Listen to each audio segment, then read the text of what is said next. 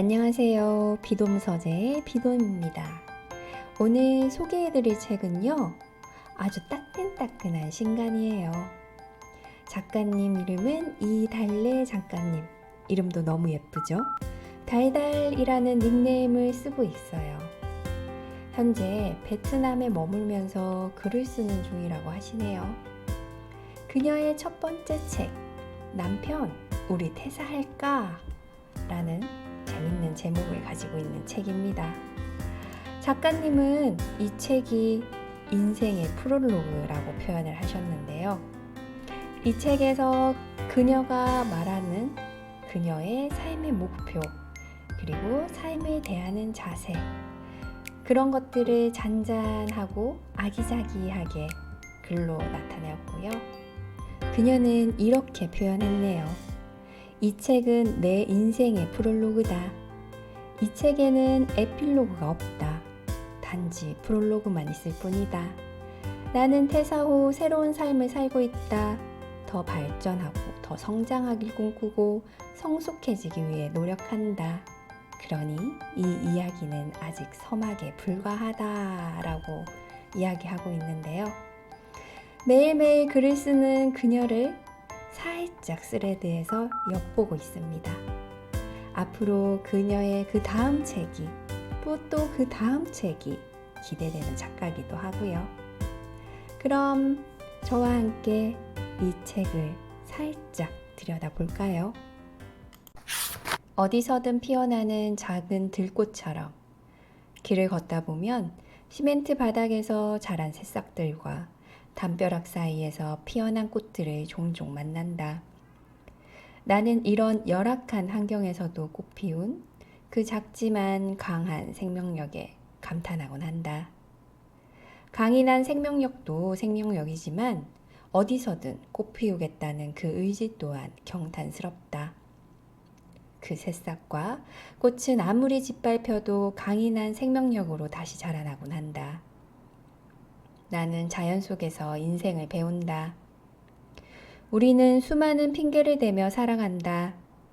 도전하지 못할 이유가, 내가 해낼 수 없는 이유가 수백 개, 수천 개다. 걱정도 너무 많다. 내가 잘하고 있나? 이 길이 맞나? 끊임없이 스스로를 의심하고 걱정한다. 불안해하며 남들과 비교한다. 비교를 통해 내가 잘 가고 있는지 확인한다. 20대 평균 임금, 30대 평균 자산 등을 검색해 보기도 한다. 나보다 돈을 잘 버는 친구를 보며 부러워하고 비슷한 나이대임에도 불구하고 이미 많은 자산을 일군 유튜버를 보며 자신의 미래를 걱정하기도 한다. 불안하고 어렵고 힘든 마음이 드는 건 어떻게 보면 당연하다. 우리보다 나이가 많으신 부모님들도 또래들과 스스로를 비교하신다. 하지만 뜬금없는 곳에서도 피어난 우리가 마주해온 수많은 새싹들과 들꽃처럼 우리도 어느 자리든 어떠한 길 속에서도 의지가 있다면 우리만의 싹을 틔울 수 있다. 우리는 우리만의 꽃을 활짝 피울 수 있다. 나만의 경험이 곧 개성이 되고 개성이 나의 향과 색이 되어 꽃 피운다. 들꽃도 바람을 맞고 지나가는 사람들에게 짓밟히기도 한다. 흔들리며 자라난 거다. 우리도 마찬가지다. 들꽃이 바람에 흔들리듯 우리도 주변 소식에 흔들리기도 하지만 자신만의 길을 개척하고 성장한다. 그럼에도 자기 자신에게 집중하고 나의 성장을 위해 온 힘을 다했기에 성숙해지는 거다. 담벼락과 시멘트 사이에서 피어난 꽃들은 홀씨를 뿌려 굴락까지 이루며 생활한다. 이들은 가장 여리지만 그 무엇보다 강하다. 우리는 때로 작은 틈에서도 자라나는 들꽃들을 보며 어떠한 응원보다 큰 응원을 받고 100마디 말보다 더 따스한 위로를 받기도 한다. 들꽃은 자신이 피어난 그 길이 완벽하지 않음을 안다. 담벼락 사이와 시멘트 틈은 그들이 뿌리를 내리기에 완벽하지 않다. 그럼에도 들꽃은 거기에 뿌리를 내려 싹을 틔우고 꽃이 피었다. 완벽함은 없다. 완벽한 준비도 없다. 오직 뿌리를 내리고 꽃을 피우겠다는 강인한 의지만이 존재한다. 우리의 인생도 마찬가지다. 내가 뿌리를 내린 그곳이 내겐 완벽한 곳이자 완벽한 시점이다. 완벽하지 않을까봐 뿌리 내리길 시도하지 않는 것보다 시도하는 게 훨씬 낫다. 그 과정에서 혹독한 대가를 치러야 하더라도 말이다. 하지만 그 속에는 배움이 있고 그 사이 뿌리는 더 깊게 자리 잡는다. 선택도 후회도 모두 결국 나의 몫이다. 그러나 싹을 틔우지 않고선 그 어떤 것도 피워낼 수 없다. 실패의 쓴맛도 성공의 단맛도 도전한 자만의 것이다. 인생이란 달콤 쌉싸름한 거다.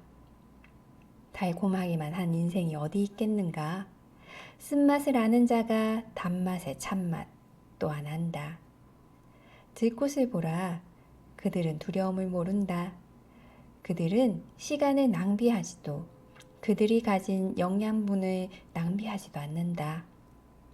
조그만 흙에 용기를 얻고 햇살을 향해 무한히 고개를 지켜든다. 그렇게 점점 더 깊이 뿌리내리고 결국 군락을 이룬다. 나는 나도 당신도 우리 모두 각자의 길에서 환하게 꽃 피우길 기대한다. 각자의 방법대로 각자의 자리에서 활짝 꽃 피우길 바란다. 우리의 꽃 또한 누군가에게는 큰 희망이 될 거다. 진짜 욜로. 욜로는 You only live once란 뜻으로 인생은 한 번뿐임을 의미한다. 이렇게 엄청 좋은 뜻임에도 불구하고 우리나라에서는 그 의미가 퇴색되어 욜로를 돈을 흥청망청 쓰며 미래를 대비하지 않고 순간을 즐기는 삶으로 생각하여 눈을 흘기는 이들도 많다. 하지만 욜로의 진짜 의미는 이게 아니다. 내가 대학생 때 우리나라에 욜로라는 표현이 유행했다. 나는 당시 아르바이트를 하여 돈을 모아 혼자 일본 오키나와와 홍콩 여행을 했다. 해외여행을 자주 다니던 내게 대학 동기들은 욜로냐고 물었다. 그 당시엔 욜로가 부정적인 표현으로 여겨지지 않았지만 나는 기분이 상했다.